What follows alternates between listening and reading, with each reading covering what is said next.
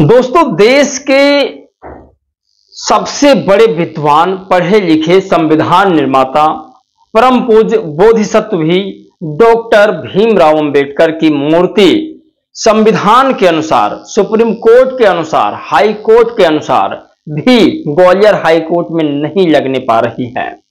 और कल जो हुआ वो शायद कभी नहीं हुआ था। भीम आर्मी के तमाम कार्यकर्ताओं को ग्वालियर हाई कोर्ट के वकील, बाहर से बुलाए गए वकीलों ने पिटाई की है। ये खबर बहुत तेजी से वायरल हो रही है। इस मुद्दे पर बातचीत करेंगे और 7 और बड़ी खबरें हैं जिस पर बातचीत करेंगे। बृजभूषण शरण सिंह को लेकर के एक खबर बहुत तेजी से वायरल है, उस पर बातचीत करेंगे। दरअसल बृजभूषण शरण सिंह ने एक ऐसा बयान दे दिया है जिसकी वजह से महिला नाराज हो गई है, जिसकी वजह से दलित समाज नाराज हो गया है और शूद्र पिछड़ा समाज भी नाराज हो गया है। मैं शूद्र इसलिए कह रहा हूं क्योंकि गांव के लोग अभी अपने आप को ओबीसी या पिछड़ा समाज नहीं जान पाते हैं कि मैं ही हूं, तो शूद्र वो ज्यादातर समझते हैं। तो इस देश के तमाम लोग नाराज हो गए हैं बृजभूषण के इस बयान से। बृजभूषण शरण सिंह को लेकर के विजेंद्र चौहान और कई बड़े बड़े सेलिब्रिटी, दलित दस्तक और प्रियंका देशमुख, तमाम ऐसे लोग ट्वीट करके बृजभूषण को टारगेट कर रहे हैं। क्या है मुद्दा बृजभूषण का और क्या उन्होंने लिखा है और मीडिया से क्या बातचीत की है, ये भी आपको बताएंगे। एक खबर वायरल है, चंद्रशेखर आजाद और मायावती जी की शायद आज मीटिंग हो सकती है। ये मैं कह नहीं रहा हूं और ना ही ये मैं फेक न्यूज फैला रहा हूं। इस पर मुझे कोई भी अभी साफ रिपोर्ट नहीं मिली है, लेकिन भीम आर्मी के कार्यकर्ता हैं जिन्होंने यह शब्द कहा है अपने ट्विटर पर। ये ट्विटर आईडी आप देख सकते हैं। जो भी खबरें हैं ट्विटर से हम चला रहे हैं और ट्विटर पर वो जानकारी उपलब्ध है। किसी को यदि किसी प्रकार की समस्या हो तो वहां पर जाकर वो देख सकता है। कहीं पर आरक्षण को लेकर के मार हो रही है तो कहीं आरक्षण बढ़ाने को लेकर के मार हो रही है। ये चीज हमें समझना होगा। और मंजीत सिंह नौटियाल ने भी मनु के मूर्ति को हटाने की बात कही है, बाबा साहब की प्रतिमा को लगाने की बात कही है और एक बड़ा आंदोलन करेंगे यदि इस मूर्ति को नहीं हटाया गया तो। ये भी आपको बताएंगे। ग्वालियर हाई कोर्ट में कल जिस तरीका से जातंकवादियों ने, मैं आतंकवादी नहीं जातंकवादी कह रहा हूं, एक बार फिर से सुनिएगा, जातंकवादी जो जातिगत भेदभाव करता हो, जातिगत उत्पीड़न करता हो, उसे जातंकवादी कहते हैं। अंबेडकरवाद, मनुवाद अब एक जातंकवाद पैदा हो चुका है। ये तमाम लोग कह रहे हैं जिनकी मैं बात कर रहा हूं, बहुजन एक्टिविस्ट, सोशल एक्टिविस्ट, ये लोग जातंकवादी कहते हैं मनुवादियों को।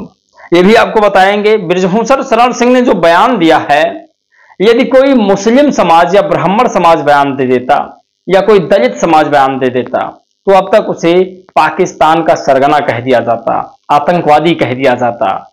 ये बड़ी खबर है, वीरेंद्र चौहान ने यह शब्द कहा है।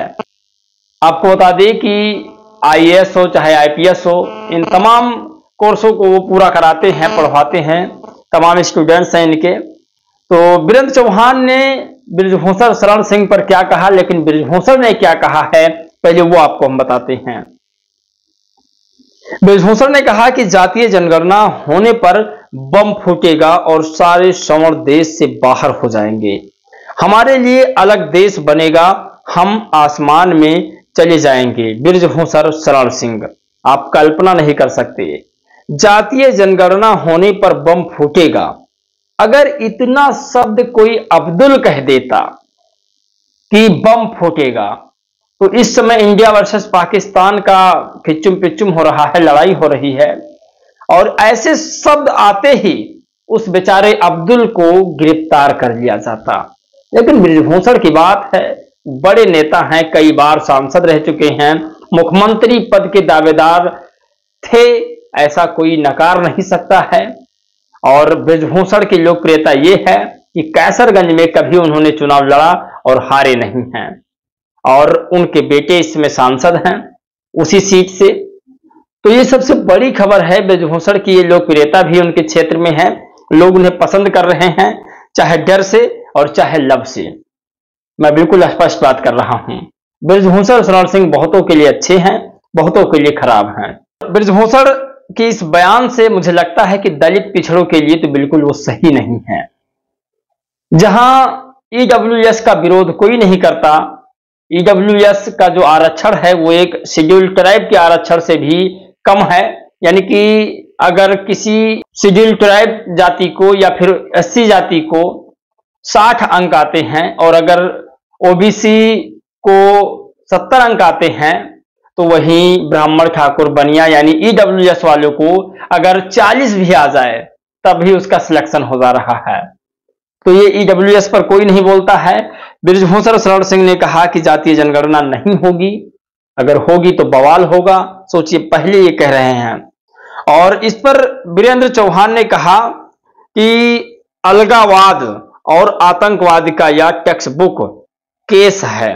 ऐसी बात करने से किसी भी मुसलमान को अभी तक यूएपीए में लपेट लिया गया होता।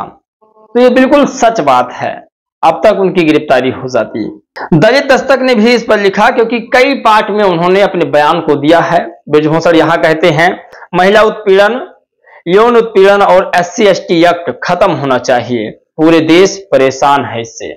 सोचिए, दलितों को और पिछड़ों को आरक्षण से मुक्त करो, और दलितों के साथ जो एक रामबाण इलाज जिसे कह सकते हैं मिला था, बाबा साहब ने जो दिया था SC ST एक्ट कि कोई दलितों के ऊपर उंगली ना उठाए, उसे भी खत्म करने की बात कही जा रही है।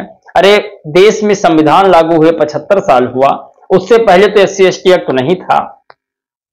आप कल्पना नहीं कर सकते क्या हालात थी दलितों की। तो SC ST एक्ट खत्म होगा तो बहुत कुछ हो सकता है, ऐसा तमाम दलित एक्टिविस्टों का कहना है। 2 मई 2018 सभी ने देखा है। अब बात करते हैं सोशल मीडिया की कुछ और खबरों के बारे में। सोशल मीडिया के कुछ ट्विटर हैंडल पर ऐसी खबर चलाई जा रही है जिससे ऐसा लगता है कि बहुजन राजनीति में सुधार होने वाला है। आप कल्पना नहीं कर सकते कि ट्विटर हैंडल वाले, एक्स हैंडल वाले, एक्स यूजर वाले ये लिख रहे हैं कि बहुत जल्द मायावती और चंद्रशेखर की मुलाकात हो सकती है।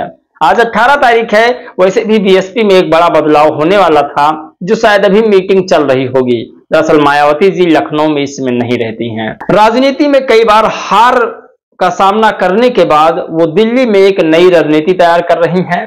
पिछड़े समाज, क्षत्रिय समाज और सवर्ण समाज, खासकर दलित और मुस्लिम समाज को भी अपने साथ लाने की बड़ी मुहिम चालू करने वाली हैं और कर भी रही हैं। उन्होंने कहा 18 मई को कुछ नया बसपा में होने वाला है। आज अभी बसपा के कुछ स्टैंड आएंगे जिस पर मैं वीडियो बना के आप लोगों तक जरूर पहुंचाऊंगा। और अभी जो ट्विटर एक्शन का लिखना है वो ये है कि सोशल मीडिया पर ऐसी खबरें फैल रही है कि कल दिल्ली में चंद्रशेखर आजाद व बहन मायावती एक साथ प्रेस कॉन्फ्रेंस करने वाले हैं। क्या ये सच है या अफवाह? ये प्रियांशु कुमार लिखते हैं, क्या सच है या अफवाह? इस बात का पुष्टि तो मैं बिल्कुल नहीं करता, क्योंकि चंद्रशेखर और मायावती कभी मिल नहीं सकती हैं। कभी बीजेपी और कांग्रेस मिल सकती है? नहीं मिल सकती है। ठीक वैसे ही बसपा और असपा नहीं मिल सकती है। और मिलेगी या नहीं मिलेगी ये आप लोग जाने, आप लोग राय देंगे, उस पर बातचीत करेंगे। देश में आरक्षण का विरोध हो रहा है, वहीं शेड्यूल कास्ट और ओबीसी समाज जो शूद्र है वो आरक्षण का समर्थक है और कहता है जो प्राइवेट सेक्टर है उसमें भी आरक्षण लागू करो, क्योंकि सरकारी संस्थानें तो अब बची नहीं हैं, सारे सिस्टम प्राइवेटों के हाथ में पहुंच चुका है। तो प्राइवेट सिस्टम लागू कराने के लिए लोग निजी क्षेत्रों में भी आरक्षण की मांग कर रहे हैं। बड़ी खबर यह है कि मनजीत सिंह नौटियाल हैं, भीम आर्मी जय भीम संगठन के राष्ट्रीय अध्यक्ष हैं। इन्होंने मनु को लेकर के एक बड़ा बयान दिया है। इन्होंने कहा कि अगर ग्वालियर हाई कोर्ट से मनु की मूर्ति नहीं हटाई गई तो एक बहुत बड़ा आंदोलन होगा जिसके जिम्मेदार खुद मध्य प्रदेश सरकार होगी। अब आप कल्पना नहीं कर सकते, बाबा साहेब की मूर्ति नहीं लगाने दिया जा रहा है। ना कांग्रेस बोल रही है, ना बीजेपी बोल रही है। खैर, बीजेपी ने भी इस पर कहा था कि मूर्ति लगनी चाहिए, लेकिन अब जब मामला सामने आया है तब कोई नहीं बोल रहा है। खासकर अखिलेश यादव जी को तो बिल्कुल बोलना चाहिए था, लेकिन वो भी नहीं बोल रहे हैं।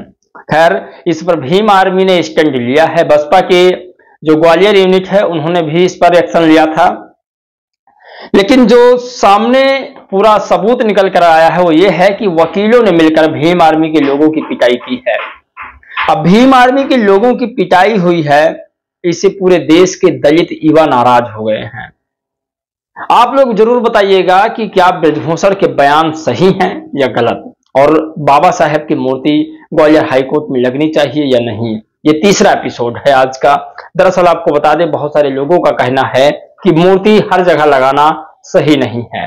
आप क्या चाहते हैं जरूर बताइए, जरूर बताइएगा। जय भीम, नमो बुद्धाय।